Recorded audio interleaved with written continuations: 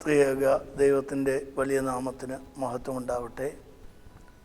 നോമ്പിലെ 4-ാം ഞായറാഴ്ച നാം വായിക്കുന്ന വേദഭാഗം വിശുദ്ധ മത്തായിയുടെ സുവിശേഷം 15-ാം അധ്യായം 21 മുതൽ 28 വരെയുള്ള വാക്യങ്ങളാണ്. അനേകം ആളുകൾ യേശുവിൻ്റെ അടുക്കൽ വന്ന് സുഖം പ്രാപിക്കുന്നത് മനസ്സിലാക്കി ക്നാനായക്കാരത്തിയായ ഒരു സ്ത്രീ തൻ്റെ മകൾക്ക് ഒരു ഭൂതം ബാധിച്ചിരിക്കുന്നു, അവളെ സൗഖ്യപ്പെടുത്തണമേ എന്നപേക്ഷിക്കുകയാണ്.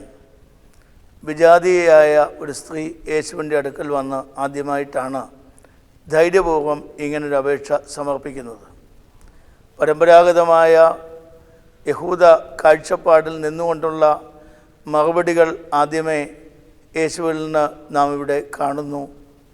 ഞാൻ വന്നത് ഇസ്രായേലിലെ കാണാതെ പോയ ആടുകളുടെ അടുക്കിലേക്കാണ് എന്ന് പറഞ്ഞ് അവൾക്ക് അനുഗ്രഹം നിഷേധിക്കുന്നത് പോലെ നമുക്ക് തോന്നുമെങ്കിലും അവസാനം അവളുടെ വിശ്വാസം കണ്ടിട്ട് യേശു അവളോട് മറുപടി പറയുന്നത്, മകളെ, നിൻ്റെ വിശ്വാസം വലുത്, നീ ആഗ്രഹിക്കുന്നത് പോലെ സംഭവിക്കട്ടെ എന്ന് പറഞ്ഞ് അനുഗ്രഹിച്ച് വിടുകയാണ്.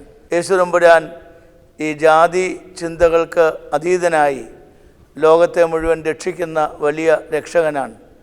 ഭാരതത്തെ പോലെയുള്ള ഒരു രാജ്യത്ത് ജാതി ചിന്തകൾ ഓരോ ദിവസം കഴിയും തോറും അതിൻ്റെ ഉഗ്രമായ രീതിയിൽ നമ്മൾ കണ്ടുവരുന്നു. പ്രത്യേകിച്ചും കേരളത്തിന് പുറത്തുള്ള സംസ്ഥാനങ്ങളിൽ അനേകം ആളുകൾ ജാതിയുടെ പേരിലും മതത്തിൻ്റെ പേരിലും കൊല്ലപ്പെടുകയാണ്.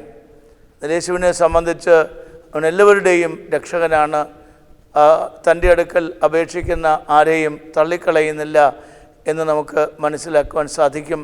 നമ്മുടെ ജീവിതത്തിലും ഇതൊരു നല്ല പ്രമാണമായി തീരട്ടെ എന്ന് പ്രാർത്ഥിച്ചുകൊണ്ട് എൻ്റെ വാക്കുകൾ ചുരുക്കുന്നു.